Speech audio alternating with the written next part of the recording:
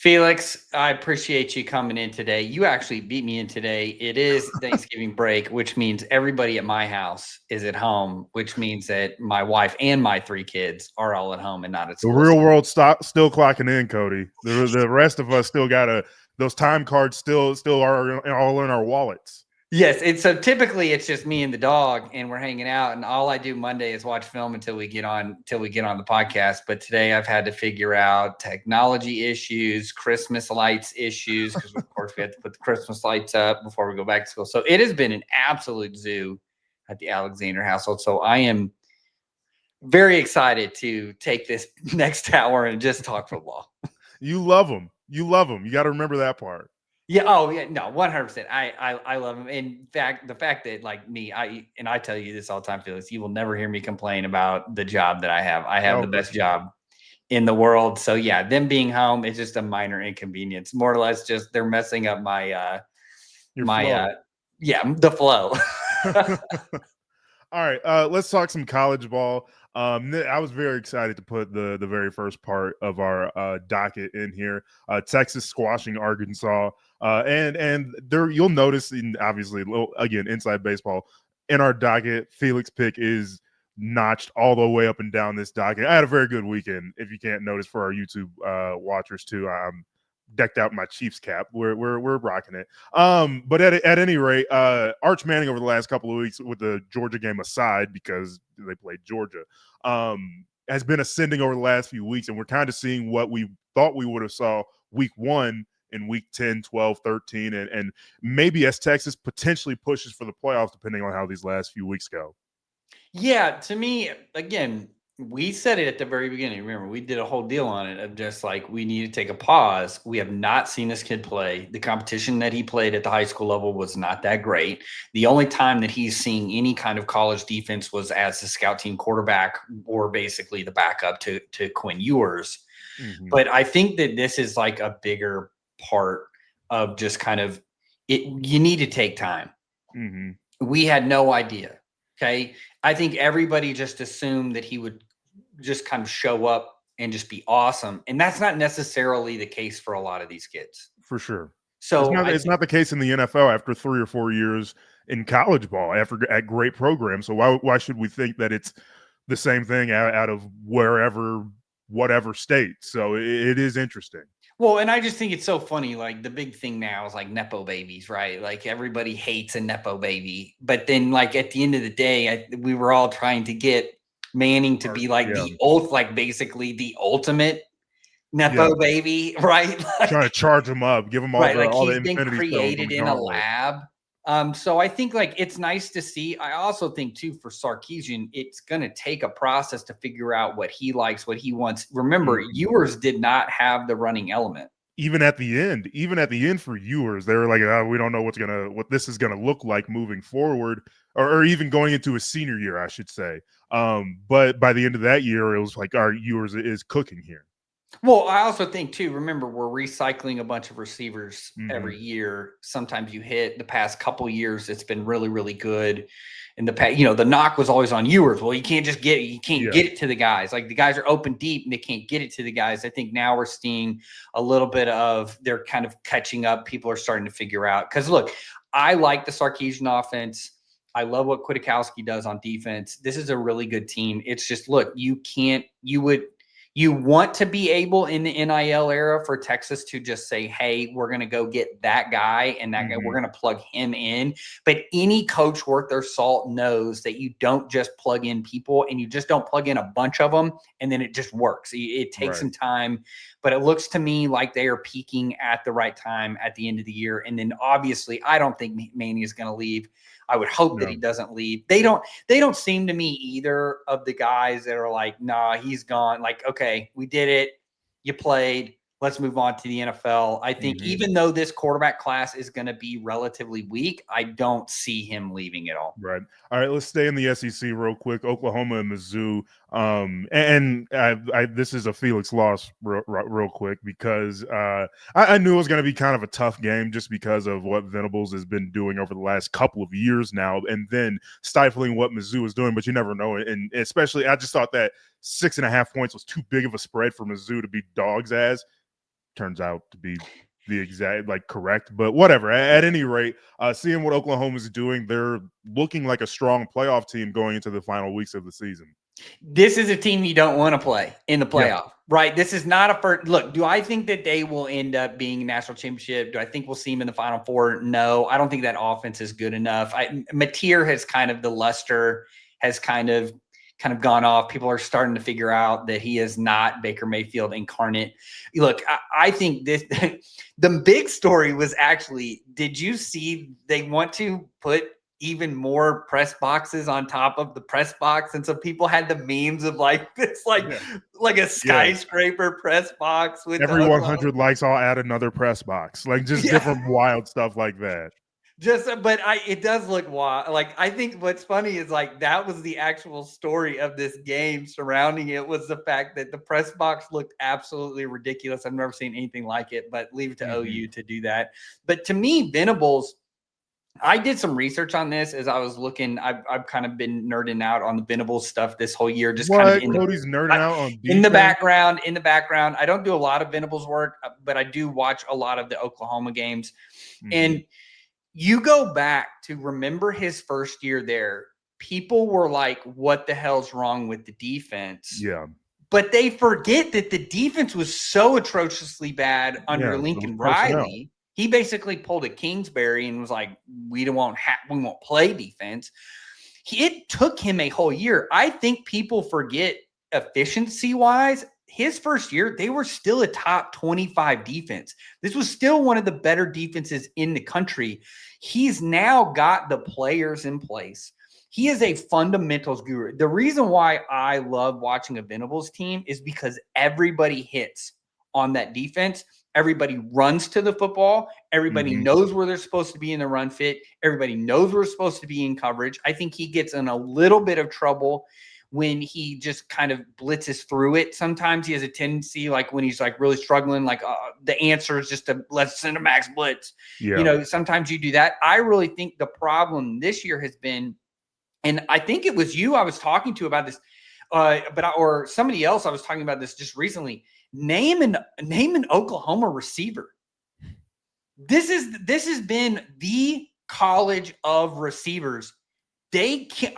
Who do you have on? Maybe I'm not paying close enough attention. Maybe they got a guy. Well, it gives more credence, and I honestly just can't think of off the top of my head. And when you say the college for receivers, it goes Ohio State, but nonetheless, it is kind of gives credence to the idea that offensive players will follow coaches, and when Lincoln left, all the receivers and offensive players went with him, and defensive players will go to the big school. And Oklahoma still has that name, and especially in this part of the country. And so they're going to the school, and Brent Venables is cultivating this culture. To be a little redundant there, but nonetheless, it is really interesting to see how they always turned everything over from, like you said, they went from this Mike Leach, Kingsbury, we're not playing defense at Oklahoma, to, this year kind of feels a little bit rough, but we're going to play some of the best defense in the entirety of the country in the following couple years. Yeah, and then here you go. You put a freshman quarterback with Mizzou that doesn't have. They're trying to run the ball into these boxes, and it just doesn't look good. I thought gave him a game too, and I thought Mizzou's defense played. Mizzou is good. Yeah. Yes, if you have not seen Mizzou, offensively, they're a fun watch because they're a pistol wide zone. Drinkowitz has been doing that. I think he's an App State guy. So they've been doing that stuff for a long time. In fact, I was talking to a coach one time in the SEC, and they were talking about how that offense in particular is so difficult because of the wide zone element. But then they also do some of the other stuff off of it. So it's just kind of you can't just you just can't run base and just kind of get in with your big bodies in there and be like, we're going to handle this run game. Their running back is really good. Yeah, Mizzou to me is one of those teams where Mizzou's always kind of been on that cusp, really since kind of they've been to the SEC. Since they got Drinkwitz, to be honest. Yes, I agree. Well, people forget in the Big 12, they were really they've only had a couple years where they were any good, right? And it was always they had they would just hit on a couple of recruits, or a couple of local kids would just be really good, and they'd get them in there, but then they would just never really pan out. I think in the SEC, they've ebb and flowed, but I think Drinkowitz has done a really, really good job. All right, going to the Big Ten, seeing Oregon get that big win over USC with your Ducks cap on. I want to talk Ohio State, and they had a fine win over Rutgers, whatever. Shouts to Greg Schiano. But they're setting up for Michigan, and I want to talk about like the final week of the season for a few different teams here, including Ohio State and Michigan for that matter. But do you like what you see out of Oregon? But not only that, I do want to talk a little USC, just be like, are they close, like Lincoln Riley says? Let's start with USC really quickly. Lincoln Riley is going to have to do what every air raid coach goes into, and they have to figure out the defense. Now, I like D'Anton Lynn. I like the guy that they've got there at defensive coordinator. It's just going to come down to, can we get the players in there? Can we get the players that we had back? Look, Pete Carroll, people, everybody remembers like Reggie Bush and the quarterback, Matt Leinart, and all those quarterbacks and stuff. People forget, man, that defense those defensive players. Clay Matthews couldn't get on the field, dude. Right. They were just potential Hall of Famer Clay Matthews, I might add. Right. I mean, I'm serious. Like that, those defenses were rolling. I think, look, USC is one of those programs that if you can get them going, the kids in that city will go there. Yeah. And that whole entire region, people will Southern California, Arizona, and I mean, dipping into Texas a little bit. Because, I mean, it's a big enough brand that you can essentially recruit nationwide if you weren't so far on the West Coast. But, like, any kid west of the Mississippi, you're telling me no kid west of the Mississippi doesn't want to go to USC? I mean, it's like you go to look. I visited LA during the I did the NFL riots? show. I'm sorry. What did you say? During the riots. No. I went to LA in August to do the NFL podcast show with Jordan Rodrigue, our friend Jordan Rodrigue, and it was like and Greg Rosenthal. I don't want to forget him. He's actually the guy that does it.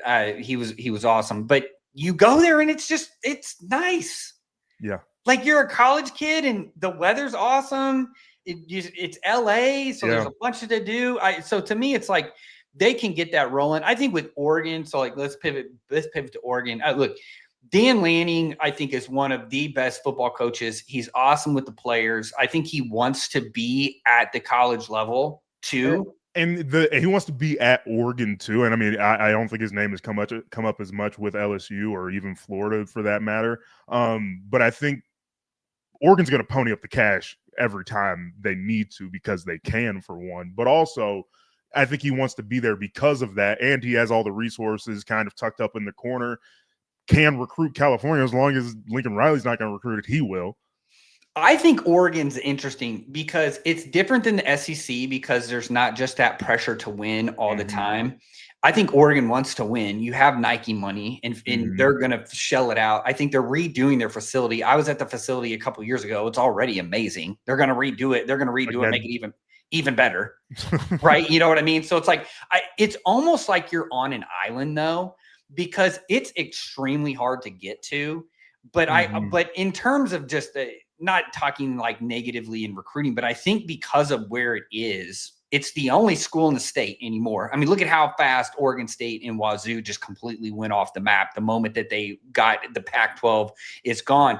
He's basically insulated in that area. He can recruit Seattle. He can recruit San Francisco. He can recruit LA. And then he can go. That's a national brand. I mean, if you can put Oregon in any mall in America. It used to be like, remember growing up, you could go to the mall.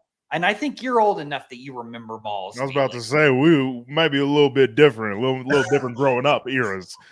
But you could go to like Champs, for instance, and you could get like Texas gear in the middle of the country. Yeah.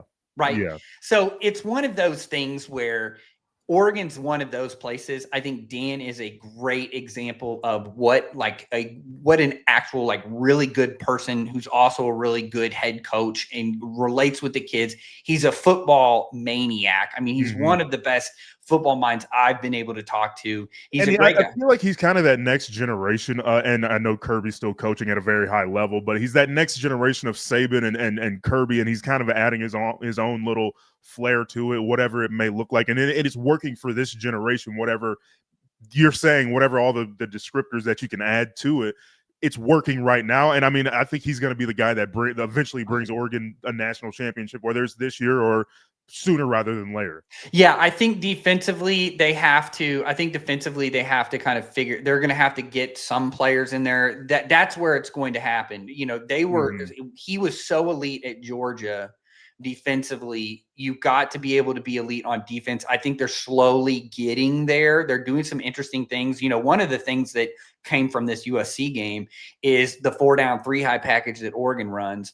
I'm telling you, and I tweeted this out too. Like there was a time when Georgia would only bring that out against Tennessee. Yeah. Now I saw it against Iowa. So it's funny because the Big Ten and the SEC elitists have always kind of poo-pooed on the 3-high, even going all the way back to 2018. You know, 2019 they all whipped it out against LSU. They, you know, in their own way, and then it kind of went back because then LSU was like that one-hit wonder of just they're going to. Probably the greatest spread team of all time, just in terms of roster. Yeah. But then it kind of went away. Well, now we see Ohio State doing it. Knowles is, you know, even after Knowles is gone, Knowles obviously brought it to Penn State. We're seeing Oregon run it a little bit. You know, you go down to the SEC, we're starting to see a little bit more of this 3-high package. So it's just really interesting. I think that's the biggest thing to come out of it. But I do think with Oregon, they are on the cusp. That's a team that I think is really just get hot. I mean, look, they kind of ran into a buzzsaw with Ohio State last year, ended up winning the national championship, even though they had beat them prior. This is a team to me that will be – this is a new blue blood team. Not that they were ever any different since the Chip Kelly days. Yeah. A couple of quick notes before we talk about like next week. Utah and K-State have a barn burner, and then Notre Dame scores as many points by themselves as Utah and K-State did put together, believe it or not. Pretty crazy setup there. But next week, the game, Ohio State versus Michigan. Ohio State beats everybody but Michigan since what? 2019 or whatever, which it felt like it took forever for Harbaugh to eventually beat Ohio State. But then once he did, he never stopped. And then Sharon Moore has beat him so far, at least. But how do you like Michigan's chances up against this Ohio State team, which looks like they've been on a different level than everybody else in the country? I don't know if they can score enough. I know the offense has been better. I think they're really excited about that freshman quarterback. They're probably a year away, but I will say Oregon is. Yes, offensively. Yes. Defensively, though, if you are really paying attention to Michigan, a lot of the things that got Wink Martindale, their defense coordinator, in trouble at the NFL level is starting to creep back in this year with Michigan, having trouble in man coverage. They're running too much man coverage. Some of the pass distributions are not necessarily in sync as they would. So you've had two like basically academic coaches in McDonald and Minter, and now you kind of go to kind of a punch you in the face, you know, an old gym coach, you know, Wink Martindale, going to blitz the hell out of these gym boys. Shorts up to his nipples. Yeah, you know. So look, don't get me wrong. Everybody that knows me and has followed me, like I'm a huge Wink Martindale fan. I think his blitz packages are awesome to watch. I mean, him and Todd Bowles are two of my favorite people in terms of like I just want to watch their blitz packages. But some of the nuance, some of the teaching aspects that I think he had guardrails on last year, because they wanted to keep the Minter way of doing some things, the Harbaugh way of doing some things. I think now he's kind of, you know, got a little bit more leeway. You can see that there's a little bit of a lag. I don't think that they're good enough this year to knock off Ohio State. I just think Ohio State is just absolutely on kind of that train path, right? They look just as good as if not better than they did last year. Yeah. If we didn't mention your favorite school, it was Directional School Week, where like Eastern Illinois, Northwest Louisiana School for the Blind. Like it was just a lot of stupid stuff that like Indiana and Alabama were playing. But still looking forward to next week and the last week. And again, this is going to be the playoff is set up differently. We're only like the top 4 seeds, not the top 4 conference winners will get the buys, but it is interesting to see who's coming out of the ACC because, I mean, it is probably the least interesting conference, at least at the top, but that means some teams are going to knock each other around, and that makes this final week or 2 of the season very, very interesting. Yeah, this to me is the most interesting of the big conferences. I mean, because like in the Big 12, it's basically going to come down to Tech and BYU. And they've been the two best teams the entire time. It's hard to go undefeated anymore in college football. Just it doesn't You matter. don't That's need to. what? And you don't need to because you can make it into the playoff as a top 12 team. Exactly. So to me, I think it's kind of you're not holding on by the white knuckling it all year. But right now in the ACC, so I went and did the research because it's wild. Like it really is crazy. This whole conference is insane, just in the sense that there's really like 6 teams. So Virginia, Pitt, SMU, Georgia Tech, Miami, Duke all have like a shot. The two that have the shot at making it is SMU and Virginia. They control their own destiny. SMU is going to be at Cal, and then Virginia's at Virginia Tech. Cal is weird because people that kind of know I like the Louisville staff. It's a really good staff. They had that random game where they just came and just Cal job's open now, though. Yes. So, do we get the post-coach firing bump? They have to travel from Dallas to Berkeley. Did he travel up north from UCLA from a few weeks ago? Right. So I think to me, I think this is probably who it's going to be. Look, Tech too. Like, do they get a boost because Franklin got hired? I don't think so. These are the two teams that are most likely going to be there. Now, Pitt versus Miami probably is the most interesting game. Pitt needs SMU or Virginia to lose, and then they have to beat. They have to win out. Same for Miami. So one of those people have to win, and then Georgia Tech just needs everybody to lose, which is probably not going to happen. So, and I think Duke has like a random shot if like all hell breaks loose. Some smart kid at Duke knows how it works out.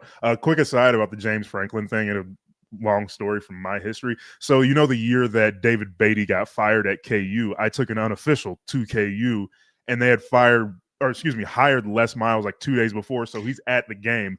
I'm 8 steps away from Les Miles, the next head coach at KU, while also being 10 steps away from David Beatty, the former and current head coach of KU. It was just a fun thing that I think it's interesting where like Terry Skipper might get the job at Penn State, but like James Franklin's still rolling into VA Tech with his new job already. So some of the Penn State boosters are like, oh, thank God.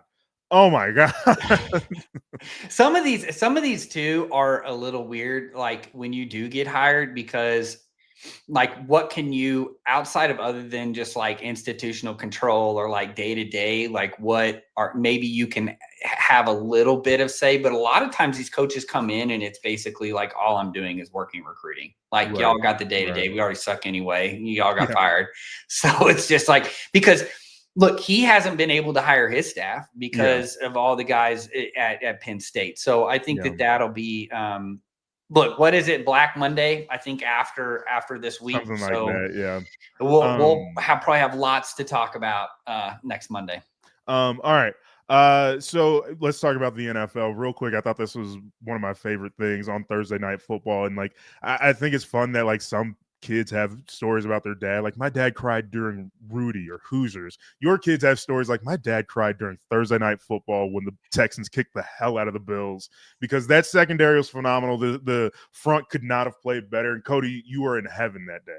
Oh man. Yeah. Look, it's so funny because the two best defenses right now in the NFL arguably are the Broncos and the Texans. And I got asked this, someone asked me this on Twitter. It was like, well, what's the difference? And I said, well, Denver is a little bit more nuanced, and they like a 5-man front.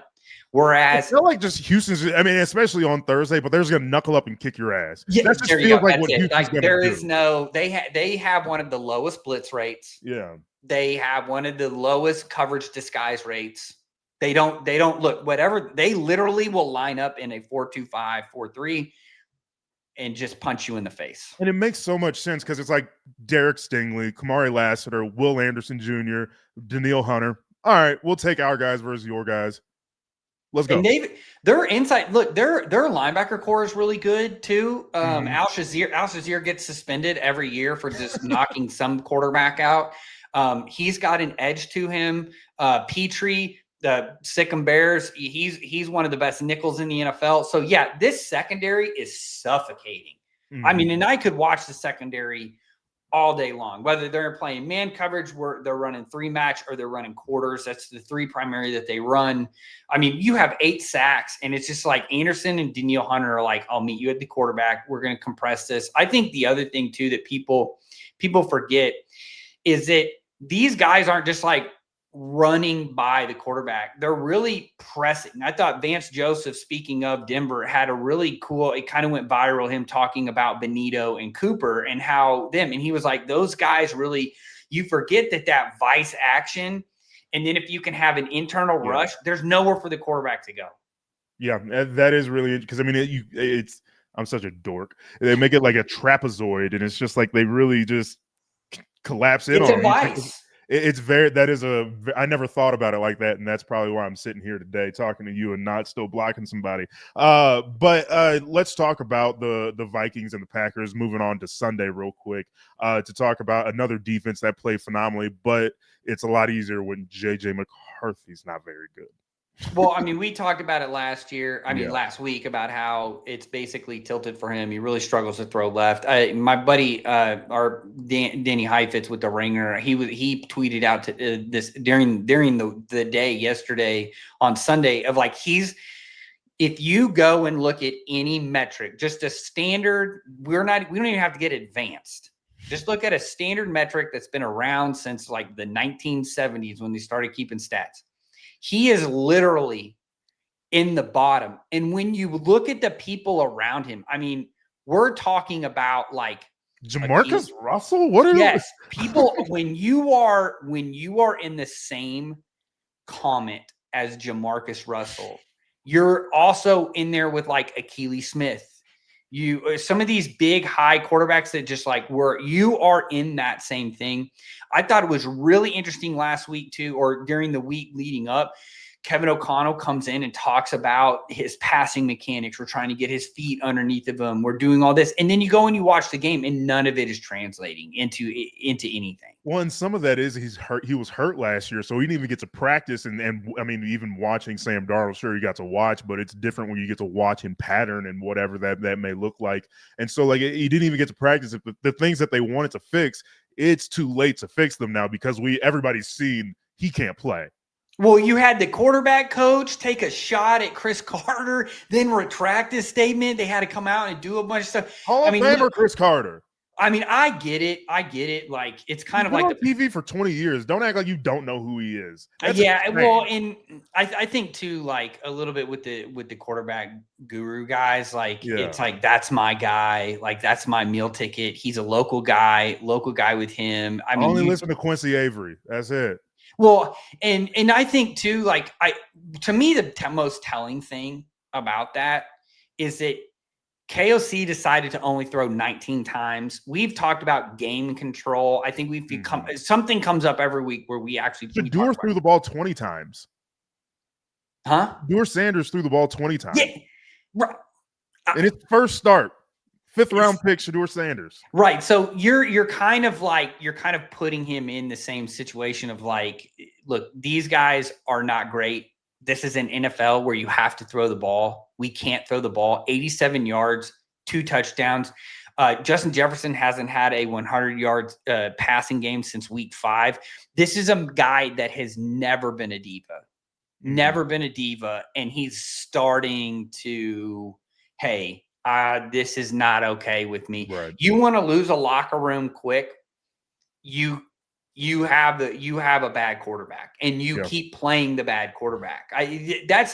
People don't necessarily know that. I've talked to my dad.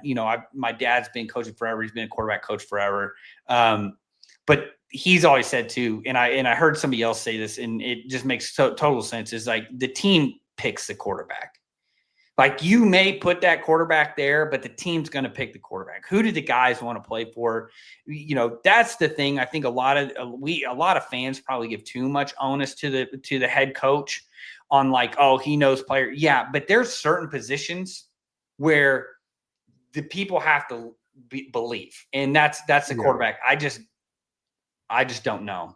a lot of, and maybe it's just like, I don't know what they call it in mathematics, but maybe it's just like crossing trend points or whatever it is. Shedeur Sanders trending up, JJ McCarthy trending down, and they're right at the same spot because it feels like the Browns picked Shedeur this week. And sure, whatever, feel how you want to feel about that situation. We'll talk about that here in a second.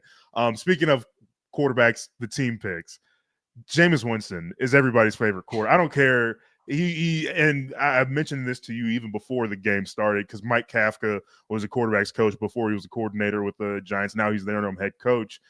There is a world where, like Matt Nagy, if the Chiefs go on a run here, Matt Nagy gets another head coaching opportunity. The Chiefs bring back Kafka. Who knows Kafka's brain a little bit? Jameis Winston. Boom. Now he's the Chiefs' backup. I'd be really happy with that. But you have an alternate theory with how things might go down. I think Kafka could stay with the Giants if Dart comes back and they look really, really good. Now, it's one of those kind of the grass is greener, but I'm just excited for him for the fact that he's actually been able to call the plays. One of the biggest things, and I hate this, and I do not know why head coaches do this, but like Brian Dable was like always making sure to downplay, like, no, he's not calling plays. He's not calling the plays. And they're like, well, why is he talking? And you're not like, right. Then he's like, oh, I'm taking the play calling back. And then I'm giving it back to him. But then it's like, but I thought he wasn't the play caller. And like, I hate that and I don't know, like you can always tell when like guys are a little bit stressed, they want to take ownership of everything. So they kind of like, I'm the guy, look at me. I was a genius. That's how I got this job. You know, everything needs to look at me. And so I think like, I actually could see a world. Look at what they did against the Lions. Now the Lions secondary was kind of banged up. They didn't have Taron Arnold and they didn't have Kirby Joseph, who, by the way, that, you know, we talk about the Dolphins being a meme offense. Like the Lions are kind of in that way of like, if they have anybody go down, that base defense with a lot of cover one just doesn't work. I could see that. Jameis is so much like, who decided to start Russell Wilson? Dude, strictly for the entertainment value alone, you have to start Jameis Winston because, and not only that, and I know Jameis Winston, everybody has tattooed into their brains the 30 touchdown, 30 interception season. That was like 10 years ago, guys. Shut up. Jameis Winston hasn't been that bad in his little spot starts for the Browns and for the Giants this year. He hasn't been bad in these little moments. Jameis isn't a bad backup quarterback. So some of the entertainment value produces on the field. And also some of the intangibles that you love from Dak Prescott, you get some of those from Jameis Winston too, in a way, in a different manner. So like, yeah, Jameis is a pretty decent backup quarterback who can come in, play well for you for 2 straight games. Of course, he wasn't going to win for the Giants playing the Packers and Lions in back-to-back weeks, but he sure as hell gave him a shot. Well, and let's talk about this. Let's because we didn't cover this. It's in our notes. We kind of skipped over it, but I mean, the Vikings had Darnold and Jones on that roster. Now, I understand why they didn't go after Darnold. Darnold was not that paycheck was going to be too rich for what the Vikings wanted. But why'd you let Daniel Jones leave? Right? That doesn't make you pick Carson Wentz, who notoriously is known for like not helping out the other guy, right? And like getting hurt like he did. And getting hurt. And you went with him instead of like, look, we could get Jones for literally like $1 million. Like, why could we not just keep him? Look, they could be in such a better situation than they are. Well, okay, that's great. Well, now you've got a situation where you're the Giants, and you probably could have started Jameis Winston over Russell Wilson, and you might probably have won a game or two. Now, yeah, you could also be in a situation like the Steelers. Mason Rudolph had a decent day. Didn't pass the ball past 10 yards. You're not going to win games like that. Like when you're trying to beat Chicago, when you're trying to keep up points wise, you're going to have to throw the ball down the field. Okay. So it's like sometimes some of these backup quarterback situations you look at, it's one thing if you're like Mahomes and it's like, we're going to take Gardner Minshew because it's like, we need a dude, we need a body back there, and he's a vet and he'll come cheap. There you go. We got him. Like Carson Wentz before. But you're right. If Mahomes goes down, it doesn't really matter what's going to happen, right? So I think, like, to me, this backup quarterback situation, I think we're finding out more and more of, oh, we actually need to have a backup quarterback that's an actual viable player in the NFL. Well, and I think it's probably like your 20th most important position. Like that may seem kind of low, but like, yeah, your quarterback is your most important position, left tackle, and like pass rushers and like your highest paid receiver or whatever, target or whatever that looks like, and your center. But like, yeah, if your most important position goes down, you damn sure better have something pretty good to step in real quick. Anyway, we were talking about my king, the great King Patrick Mahomes, pulling out one, finally a one-score game against the Indianapolis Colts. What did you see, especially in that fourth quarter and overtime? The Colts just shut down their offense. Essentially, they didn't want to run the ball, and it was partially because they couldn't run the ball. Surprisingly, with Jonathan Taylor, but not surprisingly against the Chiefs defense. Yeah, first off, probably the play of the game was the one of the very early one with Latu with the we forgot about that. That didn't happen. Hey, and I'll just say this: Latu, he has 3 interceptions on the season. It's insane. 3. There's crazy stat. He has Most 3 interceptions. Backs won't get 3 interceptions in their career. Yes, and this is where I'm going. So Latu has 3 interceptions in the season. Budda Baker got his first interception since like 2022. Shout out to Trevor Lawrence for giving it out there. He was doling them out to the community yesterday. Dude, so to me, it's just like when I saw that stat, I was like, we got to talk about it because that's insane. To have 3 picks as a defensive end, and you're not in a system that drops D ends, by the way. Anarumo, he'll do some simulated pressure and stuff, but no, he's not dropping those D ends. I thought, to me, the weakness of Jones finally has shown up the past couple weeks. Yes. I think I thought this to me too was a matchup nightmare for the Colts. The one thing that the Chiefs do really, really well is stop the run and tackle. This is one of the better tackling teams in every position. We've talked about it. The corners tackle. The corners are very involved in the blitz game. They're very involved in the run fits near the box. They tackle. I think it's the same worries that you have with Sam Darnold that, hey, if you get into a situation where you have to have drop back passing, this is not the quarterback that you want. This isn't a Matthew Stafford who's going to throw your way out of it. This isn't a Mahomes who was opposite who's going to throw your way out of it. I also think there was a calculated error on offense and defense for the Colts. The first calculated error was they just quit running the ball in the second half. And yeah, you were only getting 3-4 yards a pop, but you were keeping momentum, right? Like, in what was happening too is the Chiefs on the counter, they kind of started realizing, oh, you're not throwing the ball. I mean, you're not running the ball. We can start bringing some pressure. As long as we play kind of that defense early, we get you in long yardage. I thought this was the clinic game of win first, win third. Mm-hmm. And then I think on the flip side, they came out in the second half and just started running man coverage against the Chiefs. And it was like Rashee Rice. All right. Right across the field. Go ahead. That's not a team that's not a team that you want to play a lot of man against. And I thought it was a little bit of a panic. I think that it was more or less they were trying to let's get a sack. Let's get a big play. Let's start bringing some pressure. Let's play cover 1. And I thought there was a little bit more of a panic on that. So twofold, you quit running the ball and you didn't find a way to get Jonathan Taylor, which, asterisk, I do understand the Chiefs defense was doing a really good job, but you were up 20-9. Shut up. They don't remember that. Right. So I think that, and then the man coverage thing, Mahomes, look, end of the day, when everything's even, the better quarterback's going to win, and the better quarterback won. Yeah.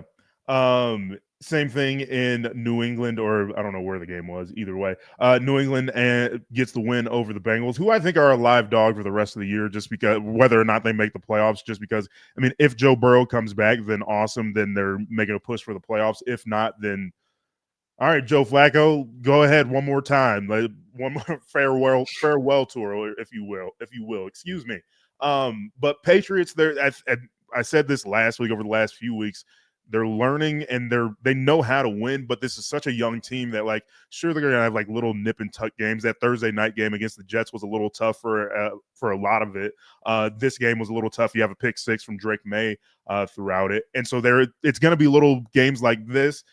I'll bet against them maybe once or twice this year, just because there might be a team that they're going to be favored by 8.5 points or whatever it is, but they're just not going to beat them by that much, just because it's the NFL. This is a young team, but I really like where the Patriots are right now. Yeah, they're a weird team, and yeah. I'll give you a couple of reasons why this is just a bizarre team. So, what gives you hope, right? Only 2 other teams ever in the history of the NFL have scored 23 plus and allowed less than 20 points in 9 straight games. And that's the 61 Oilers and the 84 49ers. 49ers won the Super Bowl. I think the Oilers ended up winning the NFL championship back in the 60s. Okay. That's a crazy thing to think about, is that this is a team that is like historically doing something that nobody else has ever done, not within this generation. They're not 9-2. They're sitting at top of the AFC. They're in a division where the Bills, we hit on the only thing to talk about on Thursday was the Texans, but we're kind of watching the collapse of this iteration of the Bills, especially defensively. People I put on Twitter, a lot of people liked it, was the meta flipped on the Bills. They were trying to stop the Bengals and the Chiefs. The NFL meta flipped. Now it's more run oriented, kind of play action passing. We're going to bully you a little bit. They don't have the answers. Yeah, you play a lot of split field coverage, but you just don't have the beef up front. The other thing that's really weird about the Patriots is that efficiency stats hate the Patriots.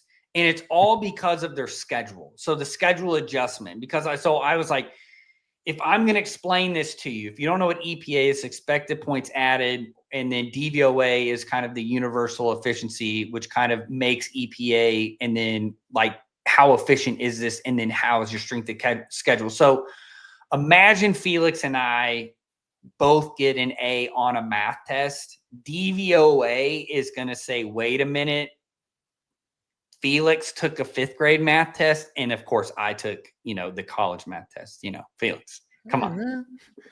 I'm still proud of my A. I'm still it's an A. Right. Hey man, I still got, but that's kind of the point. Like DVA separates it out because then it goes against the weighted adjustments. And so like in summary, like EPA is really good to be like, hey, our team, like, are they winning down to down? Whereas like DVOA is like, hey, pause a second. They may be winning down to down, but it really doesn't mean anything. And so like, that's why I think in Schatz, I think it's Schatz who invented the DVOA. He had it the other day of where he was like, this is crazy because like they're like 20, they're like in the bottom third in DVOA, but EPA, they're like in the top 10 in like offense and defense. So I think the next 3 weeks will be really interesting. They're going to get the Giants, who is a very dangerous team. They just look like they're just having fun. Right. They just look like they're just having fun. Let's just go out there and let's play. They have a really good roster defensively, offensively. If Jameis has a great day, they're going to be good. If Jameis doesn't have a good day, they're not going to be very good. Then they have to play the Bills and the Ravens. That's going to be the next 3 weeks. I think if they can come out of that 2-1, then they're legit. I think if we look back and, hey, they beat the Giants and then they lose to the Bills, they lose to the Ravens. Ravens who are sending, we'll get to them in a little bit. But I think then, okay, pause. You guys were kind of a little bit of a paper tiger, but with that schedule, they could end up with home field, and that's not a team that you want to see peak in the playoffs. Another fun parallel with the 2025 Patriots and the 1961 Oilers. The Oilers started 1-3-1. Patriots started this season 1-2, and then obviously big win streaks. But that tie for the Oilers against the Boston Patriots. So, interesting. Hey, man, time's a flat circle, dude. Everything's connected, right? All right. Seahawks, they eke one out against the Titans of all teams. Just the only note of this game is that Jackson Smith and Jigba is he the best receiver? And I know Justin Jefferson is having a down year because he's got a bad quarterback, whatever. Is Jackson Smith and Jigba the best receiver in football? Tell me I'm crazy, at least for having that thought. No, Look, I think he is. I think he can line up anywhere. His usage is everywhere. They're finding ways to get him the ball. He doesn't disappear. I think he's had something crazy like a streak of like 70 plus receiving yard games or something this year that's like insane. So yeah, I think the Seahawks are dangerous to me. Look, I think the other caveat here is if you watch the Titans, you walk away saying, I like the Cam Ward kid. Yeah. I think he's going to be okay. But next year, you better have somebody that can actually run an offense. Yeah. Yeah. All right. Looking at the Bears and the Steelers, the Bears eke out another victory by one score. They were on a win streak just like the Patriots, but they're just eking them out one at a time like the Chiefs were last year. Nashawn Wright has another pick. He's been playing phenomenal this year. But Mason Rudolph stepping in for the Steelers. They put up 28 points. Some of that was because Caleb Williams did a Caleb Williams in his own end zone. But I am excited to explain this theory I have, and I think I may have explained this to you before. You just don't listen to me. But Kyle Shanahan, obviously Mike Shanahan's kid, he was an offensive coordinator. One of the first jobs he had was with Washington. The quarterback they draft, guy you're familiar with, Robert Griffin III, he gets hurt in his rookie season. So that puts in Kyle Shanahan's brain, and maybe I'm wrong about this, he needs a guy to be on time, maybe not as athletic because he's not going to be as risky or whatever it is. But being that Caleb and Ben aren't necessarily a match, I think it is exactly what this genius type may need, a guy that's a little off schedule, because all of a sudden you win games you win games like you did like you did against Cincinnati, like you did against all these other things against with the big run at the end of the game against the Giants. You need this guy to go off schedule a little bit, despite your schedule being phenomenal for the first 3 quarters of the game, 3.5 quarters of the game. You need a guy like Caleb or Mahomes to do that for you. No, I think you're right. I think the biggest, and I might be crazy about the Shanahan part of it, where that just kind of tweaked his brain a little bit to where he's like, I need a guy that's only going to run my offense. But it kind of makes sense to where like a lot of these genius guys just need a guy that's going to do the 3-step drop, throw it to where I need you to.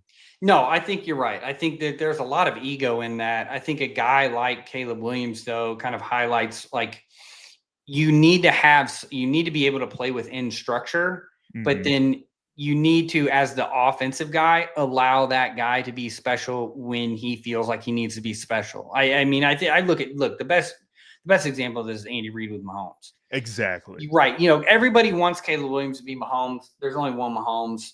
But I do think – go ahead. And on that, like Kyle Shanahan, like to the nth degree, who's the best guy the guy he took to the top with it? Matt Ryan won an MVP, got to a Super Bowl, was winning 28-3 in that Super Bowl. But he didn't have that guy to go win that game. Right. And so, like, that's to the nth degree on both sides.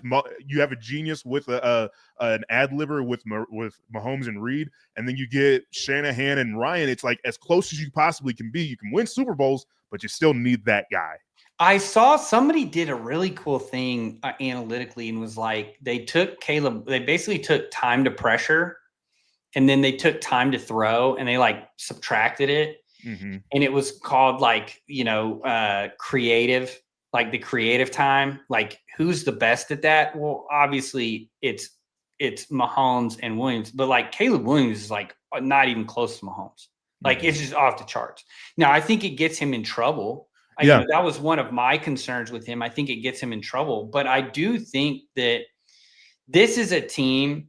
I think Caleb Williams is going to be fine. I think he's going to go through a same maturation process that we saw with Lamar, where, that I'm going to start seeing things.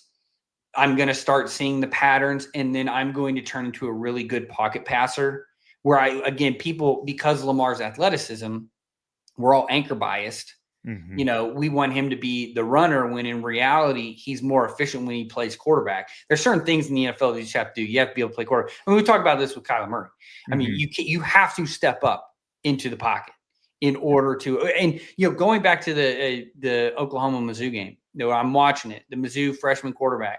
Yeah, it's a little tight. There's some pressure. What does he do? He fades. It was the same thing with Shadur Sanders. Everybody hated. He would just fade. Instead of stepping up into the pocket, where you're going to create your own space as everything kind of warps around you. You step up into the pocket, and then I'm able to throw the ball. If I just keep fading, that throw gets longer and longer. That's a harder angle. I think with Caleb, he's going to learn. I think you're right, though. It's probably good for Ben Johnson to have somebody like that because I think it gets you out of your box. And early on, too. Yes. And to put a bow on this is a defense that's going to get Jalen Johnson, Kyler Gordon, and Tremaine Edmonds back. I think this week against the Eagles, if they beat the Eagles, I think we're looking at a team. This is not somebody you want to play. You don't want to play in that stadium. They've got a healthy lead in that division too. Yes, I that's not, we didn't necessarily talk about it. There's so much that went on this week. So just bear with us. We're at the 50 mark. We're probably going to make this an hour and 15.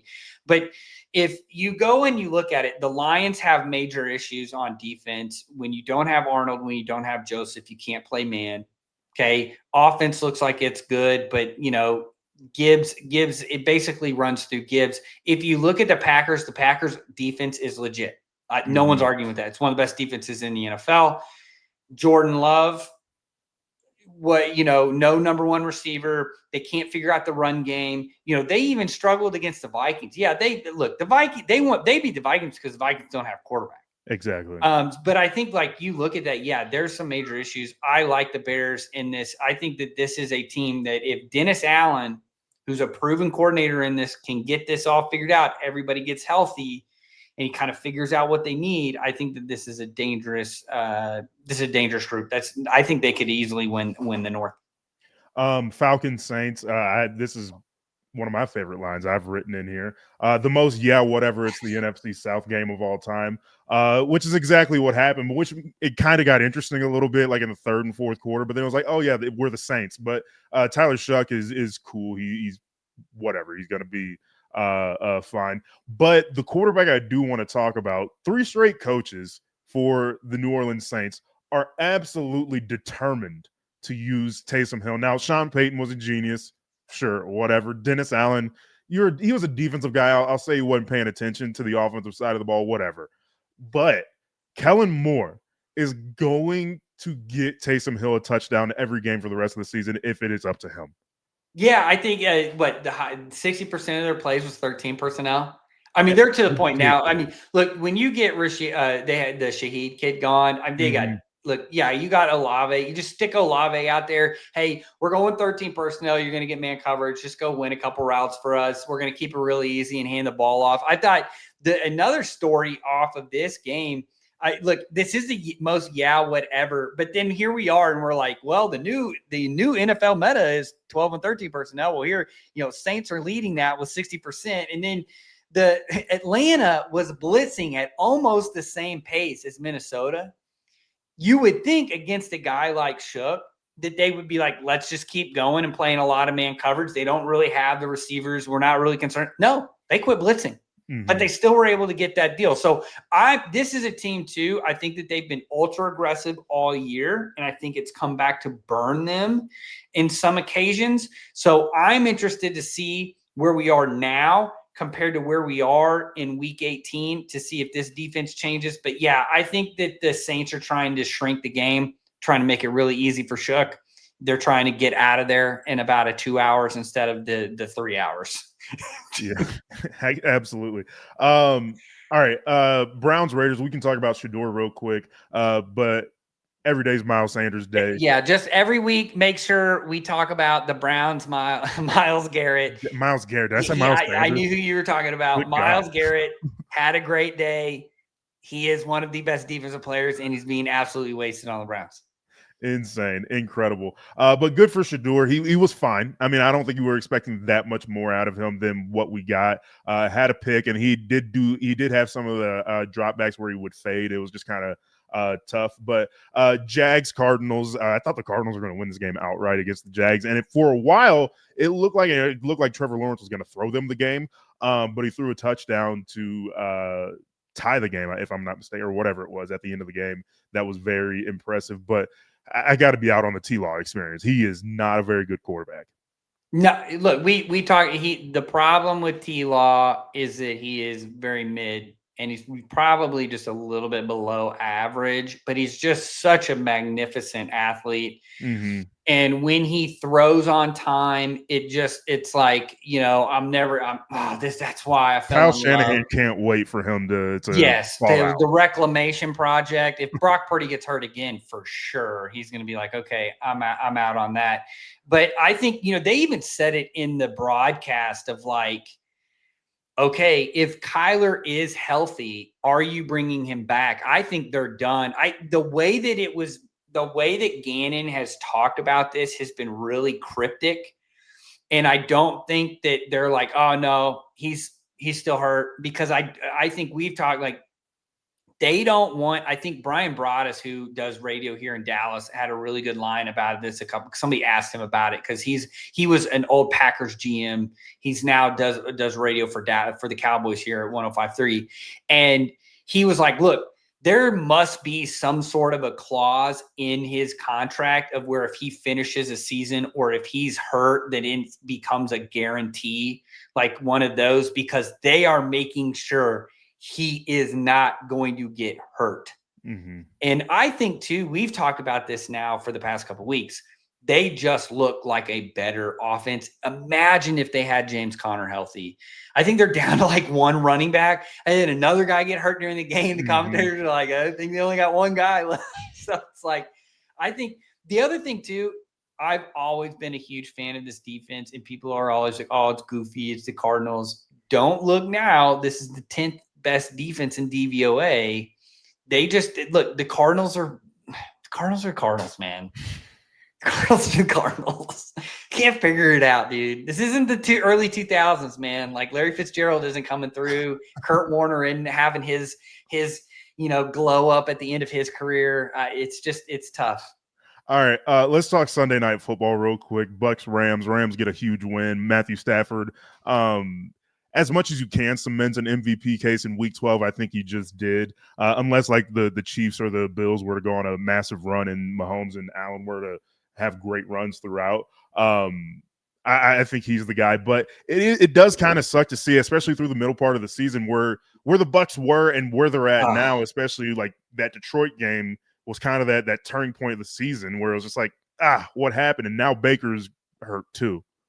Well, I think so. I'm trying to think of like an analogy of this, and the Rams are basically able to hit home with their front, and they want to play a lot of zone pressure. And I wrote, in fact, this Monday's article was everything is a lie about the Rams. Everything from coverage. They have one of the highest coverage diversities. They have one of the highest blitz diversities. They're doing a bunch of different things. Everything you see is a complete lie pre-snap. You have what you see down to down can be completely different. Whereas I think with the Buccaneers, they so badly want to be a zone pressure team. And Todd Bowles knows he can't necessarily play man coverage because his linebackers are just such a liability. And like the one time they did, Levante David can't stick with a tight end. It's a touchdown. So I think to me, it's like, think of it like this, like it's like Todd Bowles wants to do what the Rams are doing, and the Rams are able to do it just because that defensive line. You talk to anybody that follows the Buccaneers, part of that problem is, the Hassan Reddick's been hurt. The Vita Vea is just not getting the pressure. David's still playing. Like, what are we like? They're old. That defense. Because I got asked the other day, I think on Twitter, somebody was like, or it was on YouTube. It was like, hey, does Todd Bowles need to get fired? And I'm like, look, man, that's one of those deals where make him an advisor upstairs. If you fire him, are you going to get better? Because you probably should have fired him last year and just hired Liam Cohen if you were going to do that. But now, and they're not terrible, right? So it's just like now Baker's hurt. I think if they tank, I think if they just end up tanking, I mean, now they got Godwin back. Evans has been gone the whole year. This is a team that could get it together in the last month, right? We could be talking in 2 weeks and being like, oh, holy crap. The back end of their schedule is really, really easy. Right. So I just let's pause on that. Mm-hmm. And let's just look at the fact that this Rams team might be the best team in the NFL right now. Yeah, it's them and the Patriots right now. Not much to say about Jets Ravens other than the Ravens won and they did what they needed to have more points than the Jets, which they're winning. Yeah. And I think look, they're kind of in the same situation as the Chiefs. Like you have to just continue to win. It doesn't matter what it looks like. I don't want to hear that, oh, well, they had to come back like for the Chiefs. I don't want to hear that, well, they were getting smoked in the first round or in the first half. Okay, I don't care. They won. And I think that's the big thing. Like if you're a fan and you want to know more about football, that's the biggest thing that you have to get out of your head is that a win is a win in the NFL. Look, there is no silver lining in anything. Like, oh, you win, you won. Like again, the Jets defense is not terrible. Yeah, and I say this because I have the logo on top of my head, but after last year, after the last few years, and we used to joke about it, the Chiefs will beat anybody by exactly 3 points. It doesn't matter who you are; they will beat anybody by just 3 points. And whether you're the Panthers from last year, you're not good, or if in the Super Bowl you're the Eagles, the greatest team since the '85 Bears. And it is they'll beat anybody by just 3 points. And so I think at least this fan base may understand it a little bit differently, not more, but differently than some other teams might. Yeah, and I think look, and I even go back to this, and look, do I think the Ravens are going to end up going to the Super Bowl? No, I think we've seen kind of the last days of Derrick Henry. Lamar needs to get some juice back in his game. That offense is kind of fallen off, but look, that defense has played well in the past 2 weeks. I think Orr has done some really good things. Now that they got Alohi Gilman, I think they're really cooking with the 3 safety things. People, look, the box score will not tell you, but the Jets were about to make it a 17-20 game in the mid-fourth quarter, but you had I think Humphrey stripped the ball out and the Jets never really got the ball back. So I think to me, yeah, again, a win is a win. You win however you can do it. Yeah. All right. Now the game of the weekend. Now this is where our ESPN audition tapes begin and action. Cowboys get a win over the Philadelphia Eagles. Not only massive for the division, massive for them as a franchise. 2-0 since the Nealon passing, and seeing what they were able to do. Sure, whatever great offensively, you're able to score 24 unanswered. The defense, and I mentioned this in the Chiefs bit of our conversation or in the script there, but the most important part of a comeback is always the defense. What was it with the Philly offense that scoring 21 to open the game? It was 21 with 10 minutes to go in the first quarter, 21 at halftime. They finished the game with 21 points as well. So what happened with the Philly offense, or was it the Dallas defense? What happened?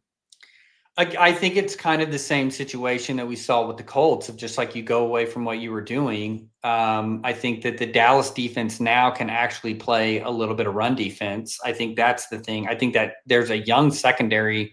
All these players know that if I don't ball out, I'm going to be on the streets because that's basically who they have in the secondary. I think Deron Bland's finally healthy. They finally have their safeties back.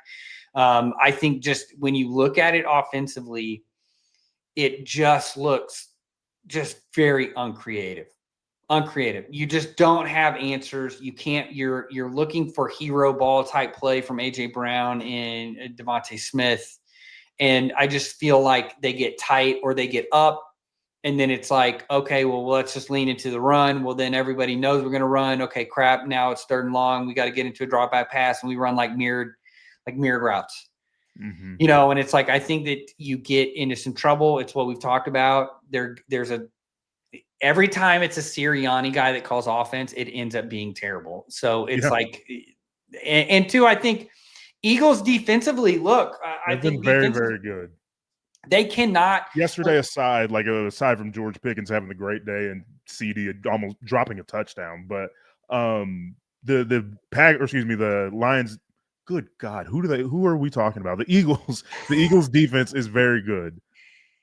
The Eagles defense is good. The problem with them though is at the end of the day, they have certain deficiencies in that. Who's playing corner opposite Quentin Mitchell? Quentin Mitchell is about to be one of the white boys. He's over there. Well, DeJean, DeJean has some good plays, but DeJean's a nickel. Yeah. He's a nickel. He needs to be playing in the nickel. And that's where I think it's kind of like what Houston a couple years ago. Why'd they go get Bullocks in the draft so high? Well, it was because they know they need to get Petrie down near the box. He's so much better. Why does Kyler Gordon not play a lot of outside corner? Well, because he's so damn good at nickel. Why would you move him out? It was the same argument with McDuffie, who they would love to get McDuffie back at nickel. Christian Fulton can't get on the field, but that's fine. But you know what I mean? Like they would love to put him back down there. And so too, like, look what has happened with the Ravens defense when you can finally get there is a shot, and I'm not kidding you. There is a shot against the Jets where Hamilton takes on a guard, butt press, and makes the play. Like a one-arm restricted tackle, and I'm like, that looks like a freaking D tackle. The guy is the safety. So it's like when you have these aliens and you can put them near the box, that's what you want. I think that's been part of the problem. Adoree Jackson's terrible. They don't want to play Ringo at all. People forget Jair Alexander basically quit after he got traded. And how bad is this? Think about this. He passes the physical, which automatically cements that the trade is in, and then he decides he's going to quit. And look, to him, he cited health and mental health issues, so hopefully he can get that. But they're not going to be able to recoup the pick. So that's just it. Look, the Eagles to me are in a situation where if they start stringing a couple bad weeks, this thing could blow up. Well, that's the thing with the Eagles. It doesn't even have to be weeks. It can be a matter of days where we can point to their season falling apart, where they lose to Denver and then they lose to the Giants on Thursday Night Football like 4 days later. And then we love the Bears. If they were to lose to them on Black Friday, oh no. And so, like, I mean, a matter of like 7 days for this franchise after winning a Super Bowl, oh no. Like we're sitting here and, like, depends on what happens on Friday if they were to go out there and dominate or whatever the case may be. If they were to win the game 38-35 or even lose 38-35, I don't think people would be that mad. But at the same time, who knows what's going to happen there, because nobody knows what's coming out of Philly. Yeah, well, they have to win this. I mean, I almost think that it's kind of like you better circle the wagons. Like, we have to beat the Bears because then we go to the Chargers. And then, look, we get basically a month where if we lose at the Bills in December, who cares? Because we have the Raiders and we have the Commanders twice. Like, all we got to do is win. And I do think, like, the only reason why I don't think that they don't win the division is just because the Cowboys have to play the Chiefs, the Lions, the Chargers, all within, and then they have to go at Commanders and then at the Giants. So I just, that to me, they're not going to win out. Yeah. Dallas is riding high after a big Raiders win and then beating a divisional rival. We're good. We talked a little bit about Bears Eagles there. Now let's talk about classic matchup, Packers Lions. How do we feel about this one? The Lions coming off of what feels like a loss emotionally. I mean, I wanted them to lose because of my love for Jameis Winston, but at the same time, what does this Packers team blew out the Lions week 1. Are these different teams, or is this like I don't know what to describe this game as. I'm just shocked that the Lions are playing on Thanksgiving and it actually matters. Yeah, no, I think that this is going to be a great game. It's not really a great matchup for the Packers just because I think they're going to get Arnold and Joseph back this week. And if they're pretty healthy and they're ready to roll, it's going to be really difficult for them. I think it's going to be a slugfest because you're looking at a bad matchup for the Packers offense, and you're looking at one of the better defenses who is comfortable playing in base. They want to, and in fact, they want to play in base. So I think it's a bad matchup for both these offenses. I think it's going to be a classic slugfest early on Thanksgiving to get us rolling. Interesting. All right, another divisional matchup, the Bengals and Ravens. Burrow's maybe coming back, but the Ravens do need this game because they need just about every game that's left on their schedule because of the first half of their season. But how do you like Cincinnati if Burrow comes back? I think if Burrow comes back, it's going to be a shootout. I really do. I think it'll be a shootout. These games against these two teams tend to always be relatively close. I mean, really, look, in this division is notorious. They know each other really well. The Bengals defense is just atrocious. So I just feel like this can be a get right game for the Ravens offensively to just, hey, give us a little positive momentum to finish the season. But yeah, but I still don't think, like, do we really think Burrow's going to play? I know he's politicking to play, but this is almost one of those where it's like a lost year. We've got Flacco, so we're going to maintain a certain level of play. Right. Where it's not like we're just going to tank, but I do feel like for him, is it worth coming back? Because you're just not going to go to the playoffs. That's not going to happen. And fire Zach Taylor, hire Chris Shula, keep it moving. Now Chiefs take on the Cowboys on Thanksgiving. Now I love this matchup because the Chiefs are awesome, and I like the Cowboys. They're a fun team to at least watch, very entertaining. And that I'm not even talking about the on-field product. Now you have here that the Chiefs need to win. I think I looked at like one of the playoff predictors or whatever. They have like one loss to play with, so 11 wins would get them into the playoffs. But how do you feel about a hot Dallas team off a big win and then the best quarterback in the world with the best coach in the world? The only thing that scares me for the Chiefs, I do think the Chiefs are going to win. I think the only thing that scares me, though, with them is that you do have a defense that's feeling relatively confident, and then you have an offense that is going to score points. And so, to me, I think some of the things that the Colts were doing early to kind of suppress the offense, I think that the Cowboys can kind of match that. I just don't see on a down-to-down basis. I just don't think the Cowboys have the talent in the secondary. I do think that it's going to make it difficult to run. I think that their run defense is going to continuously get better, but I don't think it's enough to create a situation where the Chiefs win. Yeah. Or you mean when the Cowboys win? The Chiefs are going to win. Yeah, yes, the Chiefs are going to win for sure. Yes. Whoa! I thought you flipped sides so fast. I was like, he's from Dallas. No way. No, I think the Chiefs beat the Cowboys. All right. That's a really good slate of games. I mean, obviously Thanksgiving's become a bigger deal, and like the NFL's tried to more eventize or whatever you want to call it, the holiday games. But I think this is probably like the best holiday, or at least Thanksgiving slate I can remember. Yeah, I think really the only one that kind of gives you a little bit of pause is the Bengals Ravens, because that could end up, we could look up and it's like 42-10, and you're just like, well, okay, that wasn't much of a game. I do think the Ravens suck. I think the Cowboys are going to give the Chiefs a good fight. And then I think like the Packers Lions and then the Bears Eagles games kind of bookending everything, the Black Friday game with the Bears Eagles. Look, if the Bears win, I think all hell breaks loose in Philly. I really do it.